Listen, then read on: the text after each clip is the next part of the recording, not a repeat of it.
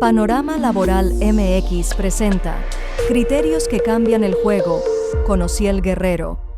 ¿Qué tal? Bienvenidos a Criterios que cambian el juego, una edición de Vega Guerrero y Asociados y Panorama Laboral MX, en donde semana con semana estamos analizando las últimas sentencias, criterios judiciales que de alguna manera están cambiando el juego laboral y que tienen impacto en las empresas. Como cada semana, lo que hacemos es que revisamos cuáles fueron las sentencias que se publicaron, elegimos alguna de ellas con alguna relevancia especial y la metodología que aplicamos es verificar cuáles son las formas o los aspectos en que esta sentencia puede llegar a tener un impacto en la empresa y te ayudamos a prevenir algún conflicto o estar listo para, en caso de que se pueda presentar alguna contingencia, algún juicio, sepas cómo poder actuar. Así que iniciamos y, como siempre, la invitación a que se suscriban a YouTube, a las plataformas de podcast y nos sigan para que cada semana estén recibiendo el último capítulo que estamos publicando y estén al tanto de las últimas novedades en materia laboral.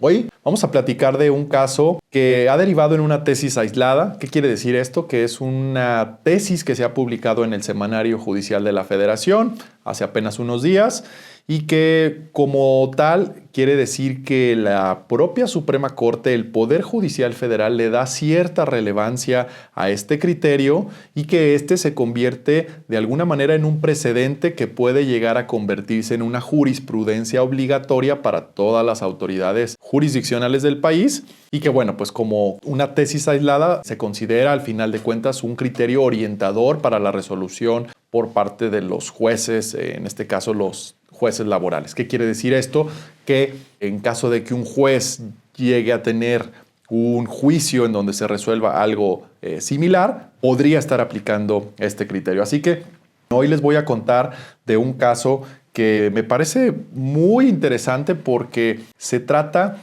de cómo una relación laboral que terminó a través de un convenio que fue firmado por las partes, es decir, el empleador y la trabajadora firmaron un convenio de terminación laboral, cómo el día después de que se firma este convenio, la trabajadora desconoce este convenio, presenta una demanda por despido injustificado y estamos viendo cómo un tribunal colegiado que está resolviendo, que ya analizaremos la forma en que lo hace y bueno, daremos algunos puntos críticos que me parece que valdrá la pena destacar sobre cómo lo hace y la certeza que le quita a la empresa que lleva a cabo la firma de este convenio y que al final deriva en una resolución que nulifica este convenio. Así que les cuento un poquito más detalles de este caso. Es un amparo directo laboral el que vamos a analizar el día de hoy, que está resolviéndolo el segundo tribunal colegiado de circuito del Centro Auxiliar de la Segunda Región. Estos tribunales auxiliares lo que hacen es resolver amparos, resolver casos que por alguna saturación o excesiva carga de trabajo que tienen ciertos tribunales colegiados, turnan expedientes a estos tribunales auxiliares, ya que este caso estaba en el primer tribunal colegiado en materia de trabajo del 16º circuito, es decir, en Guanajuato. Y de Guanajuato se turna a Puebla, a San Andrés Cholula, Puebla, donde es ahí que un tribunal auxiliar lo resuelve. El pasado 6 de febrero de 2026, este amparo viene de una sentencia que había dictado el juez segundo de oralidad laboral regional del Poder Judicial del Estado de Guanajuato, con sede en León. El tribunal colegiado que está dictando esta sentencia que estamos analizando está integrado por los magistrados Eduardo Iván Ortiz Gorbea, Javier Leonel Santiago Martínez y José María Machorro Castillo. El magistrado ponente fue el licenciado Eduardo Iván Ortiz Gorbea. Esta sentencia, ya decíamos, se resolvió el 6 de febrero de 2026 y se publica la tesis aislada apenas el pasado viernes 12 de junio de 2026 bajo el registro digital 2032-276, que es como podrán encontrar esta tesis aislada respecto a la valoración de los convenios de terminación laboral en casos donde se aplican derechos de interseccionalidad y posibles vulnerabilidades de los trabajadores. Ya platicaremos de qué se trata esta situación, Les platico de qué se trata el caso. El caso inicia con una presentación de una demanda de despido injustificado por parte de una trabajadora. La trabajadora señala que aproximadamente a las 6 de la tarde, es decir, al estar terminando su jornada de trabajo, ella es mandada a llamar a una determinada área de la empresa en donde ciertas personas le indican que ya no es necesario que realice sus actividades, que la empresa está buscando personal más joven para realizar las actividades que ella venía realizando, etcétera, etcétera, y que por tal razón ella se encuentra despedida. Eso es lo que ella señala en su escrito de demanda. Después viene la contestación de demanda por parte de la empresa y la empresa opone una excepción que es la inexistencia del despido, señalando que lo que realmente ocurrió fue que hubo una terminación por mutuo acuerdo. ¿Qué quiere decir esto? Que las partes se pusieron de acuerdo para llevar a cabo la terminación y entonces firman un convenio de terminación laboral, un convenio fuera de juicio, y este es el convenio que la empresa exhibe como prueba dentro del caso que se está resolviendo. Asimismo, exhibe un documento que es una carta finiquito, en donde se detallan cuáles son las prestaciones que se le están pagando a la trabajadora. Y bueno, pues desde luego ambos documentos debidamente firmados por la trabajadora y también el convenio firmado por el representante de la empresa. Entonces se desahogan diversas pruebas, se desahoga la prueba confesional de la trabajadora. Esta me parece relevante compartirles porque la trabajadora, ella en su escrito inicial de demanda había señalado que 2 personas la habían despedido de su trabajo. En su réplica ella desconoce, o sus abogados desconocen la existencia del convenio que exhibe la parte demandada y lo que dicen es que se trata de un documento alterado, ya que ella había firmado hojas en blanco al entrar a trabajar y que este convenio había sido impreso por encima de la hoja en blanco firmada y que entonces se trataba de este documento alterado. Esto es lo que ella o sus abogados señalan en la réplica, y que en realidad había sido despedida por las 2 personas que ya había señalado en su escrito de demanda. Así que dentro de las pruebas, como les digo, las pruebas que se desahogan es la ratificación del contenido y firma de este convenio. ¿Qué quiere decir esto? Que le ponen a la vista a la trabajadora el convenio que la empresa dijo que había firmado y le preguntan si conocía este convenio, si es su firma o no. Y ella lo que dice es que sí reconoce que son sus firmas, pero que no reconoce el texto del convenio, que el texto de ese convenio ella nunca lo había visto. Y por lo que hace a la prueba confesional, cuando le preguntan quién fue la persona que la había despedido o las personas que la habían despedido, porque ella, como les decía, había señalado a 2 personas en su escrito inicial de demanda, ella en su prueba confesional se contradice y dice que había sido solo una persona, que era otra incluso, no ninguna de las otras 2 que había señalado en su escrito inicial de demanda, y que era otra persona con la que se había entrevistado al momento de su terminación. Y bueno, pues hasta ahí esas eran las pruebas que se tenían. Así que, ¿qué es lo que resuelve el juzgado laboral en León, Guanajuato de primera instancia? Pues le da especial relevancia este juzgado al convenio de terminación, al recibo de finiquito, al reconocimiento de firma realizado por la trabajadora, como ya les decía, y además hubo una prueba pericial que descartó alteraciones materiales en los documentos, es decir, se nombró a un perito para que analizara el documento y dijera de entrada si la firma era auténtica y se determinó que sí, además de que ya había sido ratificada por la propia trabajadora, pero lo que se le cuestionó al perito era si las impresiones se habían hecho por encima de la firma, lo cual el perito señaló que no había signos de alteraciones en el documento, que incluso los trazos de la firma estaban por encima de las impresiones, lo que quiere decir es que esto de alguna manera acreditaba que la trabajadora había firmado el documento ya con el texto y no que el texto se había impreso sobre la tinta de la firma, como ella pretendía señalarlo en su escrito de demanda. Y bueno, pues entonces ya con todas estas pruebas, lo que hace el juzgado laboral en León es que resuelve que se absuelve a la empresa. La trabajadora no acreditó su acción, que la empresa sí acreditó su excepción y por lo tanto se absuelve en virtud de que no existió un despido, sino lo que existió fue una terminación por mutuo acuerdo, la cual está prevista en el artículo 53 de la Ley Federal del Trabajo. Y bueno, conforme con esta resolución, la trabajadora presenta un juicio de amparo y que es este que estamos analizando el día de hoy. Y bueno, lo que el tribunal colegiado que resuelve este caso, lo que señala es que fue insuficiente el análisis y que fue un análisis exclusivamente formal el que realizó el tribunal laboral, y señala que en materia laboral no basta con verificar que exista la firma, que el documento sea auténtico y que no haya sido alterado materialmente, sino que hay que verificar si existió un consentimiento libre, espontáneo y genuino para terminar la relación laboral. Y luego incorpora un tema que es el que posteriormente toma la tesis aislada que se publica y que podrán encontrar ya en el Semanario Judicial de la Federación, que es el enfoque de interseccionalidad. Esta parece ser la parte medular de la sentencia y consiste en que el tribunal identifica diversos factores de vulnerabilidad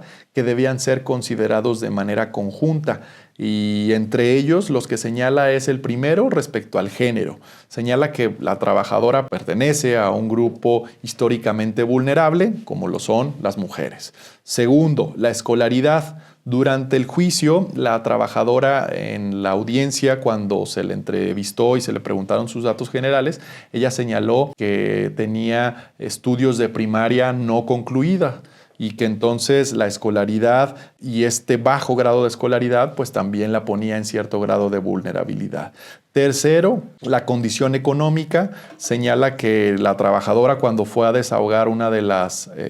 pruebas en la audiencia de juicio, señaló que se encontraba desempleada y que, bueno, pues esto igualmente era una condición adicional de vulnerabilidad. Y finalmente, cuarto, un acceso a una defensa adecuada, porque lo que señala el tribunal es que se destaca la diferencia estructural existente entre una persona trabajadora desempleada y una empresa con mayores recursos económicos y probatorios, esto con relación a la contratación de servicios legales del abogado que lo representa. Entonces, pues bueno, con estos puntos que el tribunal colegiado suma, lo que establece es que señala que la autoridad responsable, es decir, que el tribunal laboral, analizó las pruebas desde una perspectiva predominantemente formal y que no examinó suficientemente si realmente existió la voluntad libre para terminar la relación laboral. Y luego el tribunal colegiado desarrolla otros argumentos. Por ejemplo, señala el tema de que la empresa no acreditó plenamente que la persona que firmó por ella tuviera facultades suficientes para celebrar dicho convenio en representación de la persona moral. Y aquí, bueno, son de los puntos que, como les decía al inicio, vale la pena cuestionar y criticar, porque, a ver, me parece que pasa por inadvertido de este tribunal colegiado lo que establece la Ley Federal del Trabajo en su artículo 11. Y es que el artículo 11 nos dice que los directores, administradores, gerentes y demás personas que ejerzan funciones de dirección o administración en la empresa o establecimiento serán considerados representantes del patrón, y en tal concepto la obligan en sus relaciones con los trabajadores. Y entonces, ¿qué es lo que queremos decir con esto? Es que la representación patronal es muy amplia, no es limitada como pudiera ser en un aspecto civil o mercantil en donde se requiera un poder otorgado por los órganos de administración de la sociedad. En el caso laboral, la ley, es decir, por ministerio de ley, son representantes todas aquellas personas que ejerzan funciones de dirección, administración, gerenciales, etcétera, como lo dice el propio artículo. Así que digamos que esto difícilmente se pudo haber cuestionado, y además eso no se cuestionó dentro del juicio de origen, y ahora el tribunal colegiado lo incorpora diciendo que la empresa tenía la obligación de acreditar esto, lo cual a mí me parece totalmente incorrecto e ilógico. Si la empresa exhibe un convenio de terminación y dentro del juicio queda claro que el convenio sí fue debidamente firmado por las partes, entonces las partes, digamos, están además reconociendo su personalidad. Se reconoce que el trabajador es trabajador de la empresa. El trabajador, al firmar este convenio, reconoce que quien firma en representación de la empresa tiene las facultades para firmarlo, y en caso contrario, entonces, esto es uno de los hechos que debió haber impugnado la trabajadora en el juicio, lo cual no lo hace, y bajo este supuesto de la suplencia de la queja, en donde se favorecen los intereses de los trabajadores, este tribunal colegiado incorpora cuestiones que no se mencionaron dentro del juzgado laboral. Otra de los puntos que argumenta el tribunal colegiado señala que las inconsistencias detectadas en algunas declaraciones de la trabajadora no podían valorarse de manera aislada ni utilizarse automáticamente en su perjuicio, atendiendo precisamente a su situación de vulnerabilidad y bajo nivel de escolaridad, lo cual igualmente me parece totalmente fuera de lógica, me parece incongruente que si la trabajadora, dentro de su declaración que está haciendo ante un juez y que precisamente este nuevo sistema de justicia laboral lo que buscaba al incorporar la obligación de que los jueces estuvieran presentes en el desahogo de las audiencias era darle esta formalidad para que las personas que declararan ante un juez sintieran también esa responsabilidad y declararan con verdad. Para eso está el principio de la primacía de la verdad. Y entonces, ¿qué es lo que sucede? Que bueno, bajo este principio de la primacía de la realidad jurídica, pues lo que se busca es que en las entrevistas, en las declaraciones que se les hacen a las personas involucradas, precisamente se llegue a la verdad de los hechos. ¿Qué es lo que ocurre? Que a la trabajadora se le preguntan ciertos puntos, ella reconoce que sí firmó el documento, reconoce que la persona que había dicho que la despidió ni siquiera estaba presente en el momento que ella había firmado el documento o que había tenido su terminación de la relación laboral. El tribunal colegiado lo que hace es apartarse totalmente de esto, contravenir lo que señala la trabajadora y le incorpora este tema de la interseccionalidad diciendo, es que por su situación de vulnerabilidad es que le permitimos que haya mentido, ¿no? Llegamos a ese ilógico en donde me parece que esto distorsiona totalmente la idea y el objetivo de este nuevo sistema de justicia laboral y que entonces bajo este supuesto, bajo este pretexto de la vulnerabilidad, resulta que lo que la trabajadora dijo no fue lo que ella debía decir, sino que lo que debía decir era lo que dijo en su demanda, lo que dijeron sus abogados y bueno, pues esto sin duda da pie a que abogados de trabajadores puedan seguir mintiendo sin que existan consecuencias reales, porque como aquí lo vimos, lo que hubo fue una falsedad ante autoridad, ya sea de parte de los abogados al momento de realizar la demanda o de parte de la trabajadora al momento de estar declarando en la audiencia de juicio. Con estos argumentos ya sabrán hacia dónde va la resolución. El tribunal colegiado, basado en estos puntos que ya mencionaba, la vulnerabilidad, la interseccionalidad que aplica, lo que señala es que el tribunal laboral no debe de darle validez a este convenio de terminación laboral y que entonces debe de dejar insubsistente la sentencia que había dictado en donde había absuelto a la empresa para dictar una nueva. Lo que dice es, tomando en consideración que este convenio de terminación laboral pues, no deberá ser considerado para la resolución. Insisto, me parece que es una sentencia que deja mucho que desear. Por un lado vemos la tesis que se publica. La tesis, final de cuentas, es una tesis que solamente habla de que se deben aplicar ciertos derechos en casos como este, donde concurren cuestiones de posible interseccionalidad por vulneración de derechos, etcétera, etcétera. Pero cuando vemos la sentencia, vemos que el origen pues, es muy distorsionado. Así que con esto cerramos este capítulo. Simplemente pues, las recomendaciones que siempre damos en estos episodios es: si vas a tener una terminación laboral, si viene un trabajador a renunciarte, como parece que fue el caso y llevaron a cabo este convenio de terminación, pues mucho ojo con los documentos que están firmando. Aquí uno de los puntos que se me pasaba a mencionar es que lo que señaló la trabajadora en su demanda de amparo decía que el convenio estaba redactado y que tenía textos que eran como de personas que tuvieran un intelecto superior al de ella, es decir, en su propio escrito de demanda de amparo, diciendo que ella no había firmado eso porque era redactado con un intelecto superior. Entonces, pues mucho cuidado también en la redacción de estos documentos. El propio tribunal colegiado señalaba que sí, que una persona con esta escolaridad no podría haber redactado un convenio en donde estableciera que por así convenir a mis intereses he decidido llegar a un acuerdo con la parte empleadora, etcétera, etcétera. Frases como esta señala el colegiado que no era viable, pero bueno, otra vez, ¿no? Esto es fuera de lógica porque si están firmando un convenio es evidente que la redacción regularmente corresponde a la parte empleadora y es el empleado quien lo lee, quien lo entiende y lo firma. Entonces, pues bueno, esta es parte de las recomendaciones.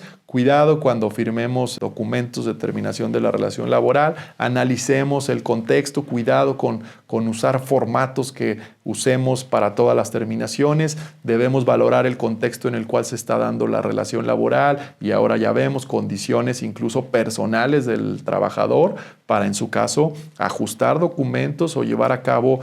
documentos que sean preparados desde cero por el trabajador en donde realmente exponga cuál es su interés y en este caso, como es terminar la relación laboral. Con esto terminamos este capítulo. Les agradecemos a quienes nos siguen y quienes reciben estos capítulos semana con semana. Cualquier comentario que tengan pueden hacérnoslo llegar por los canales, por las plataformas, así como en mi correo electrónico ociel.guerrero@vegaguerrero.com. Gracias y nos vemos en la próxima.